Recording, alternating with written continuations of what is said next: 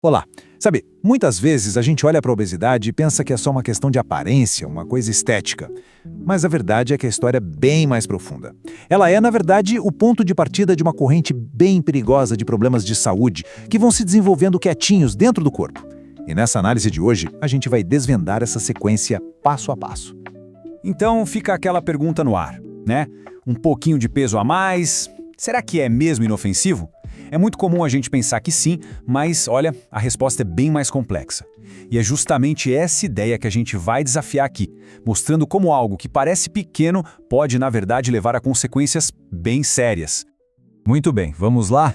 A nossa jornada hoje vai seguir essa estrutura aqui.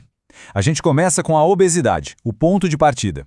Depois, a gente passa pelo grande alerta da síndrome metabólica e a ameaça silenciosa do diabetes. Daí, vamos chegar na surpreendente conexão com a demência. E, o mais importante de tudo, vamos descobrir como é possível quebrar esse ciclo e tomar as rédeas da nossa saúde. Então vamos começar pelo começo de tudo, a obesidade. É fundamental a gente entender que ela vai muito além da aparência. Ela é o gatilho, sabe? É como a primeira peça de dominó que cai e inicia uma cascata de problemas de saúde internos, um atrás do outro. E aqui tem um ponto que muda tudo. A ciência hoje vê a gordura de um jeito bem diferente. Antes, a gente pensava nela como um simples estoque de energia, e só. Mas hoje, sabemos que o tecido adiposo é um órgão ativo. E quando em excesso, ele começa a liberar substâncias que geram uma inflamação crônica, sabe? Silenciosa, que se espalha pelo corpo todo, preparando o terreno para um monte de doenças. E essa inflamação toda nos leva à primeira grande consequência, a síndrome metabólica. Pense nela como um conjunto de luzes de alerta piscando no painel do corpo. É um combo de fatores de risco, tipo pressão alta, açúcar elevado no sangue, colesterol alterado, tudo isso junto, gritando que o metabolismo está com sérios problemas. E bem no centro da síndrome metabólica está esse conceito aqui, que é a chave, a resistência à insulina. Vamos lá. A insulina é o hormônio que funciona como uma chave, abrindo a porta das células para a glicose entrar e virar energia. Só que com o tempo, as células podem ficar resistentes. A fechadura fica meio emperrada, sabe? Aí o pâncreas precisa trabalhar como um louco, produzindo mais e mais insulina para tentar forçar a porta. Só que chega uma hora que não dá mais, e o açúcar começa a se acumular no sangue. É aí que o terreno fica pronto para o próximo estágio.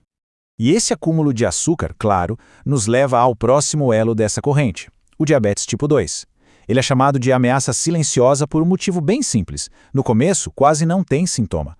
Uma pessoa pode passar anos com pré-diabetes ou até diabetes sem nem desconfiar, enquanto o excesso de açúcar no sangue vai, silenciosamente, destruindo vasos sanguíneos e nervos pelo corpo todo.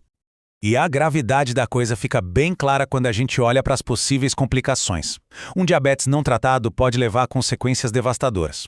Estamos falando de cegueira, de falência dos rins, que leva a diálise, danos nos nervos, que podem terminar em amputações e, o que é crucial, um risco muito maior de infartos e derrames, que são as principais causas de morte no mundo.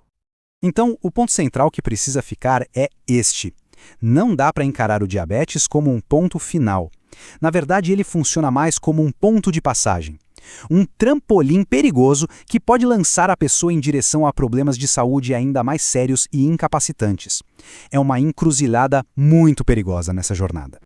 E aqui a gente chega na ligação final, e talvez a mais assustadora de todas, a demência. Por muito tempo, essa conexão não era tão falada, mas as pesquisas mais recentes mostram uma ligação impressionantemente forte entre a saúde do nosso metabolismo e a saúde do nosso cérebro.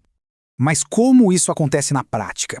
O mecanismo é bem direto. Aquele mesmo processo que danifica os vasos sanguíneos dos olhos e dos rins também ataca os vasos superdelicados do cérebro, e isso impede que o cérebro receba o oxigênio e os nutrientes que ele precisa para funcionar direito.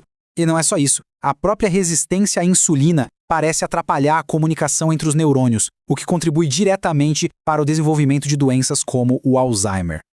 E para não restar nenhuma dúvida do tamanho desse impacto, olha só esse número. Uma pessoa com diabetes tem o dobro de chance, 2 vezes mais risco de desenvolver demência.